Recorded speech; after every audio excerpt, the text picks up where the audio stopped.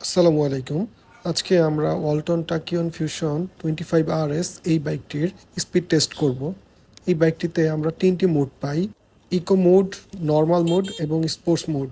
কোন মোডে কত স্পিড পায় সেটাই টেস্ট করব আজকে। এখন 1 নম্বর মোডে স্পিড টেস্ট করছি। 1 নম্বর মোডে 35-এ গিয়ে স্পিড লক হয়ে যায়, এর বেশি বাড়ে না এবং থ্রটল রেসপন্স খুবই স্লো, খুব আস্তে আস্তে স্পিড ওঠে। একটা অটোকে ওভারটেক করতে পারছি না। এই মোডটা মূলত মাইলেজ বেশি পাওয়ার জন্য ব্যবহার করা হয় নর্মালি।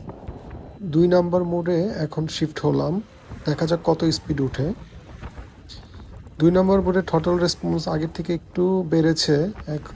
2 নম্বর মোডে 44-45-এ স্পিড লক হয়ে যায়, এর বেশি স্পিড বাড়ে না।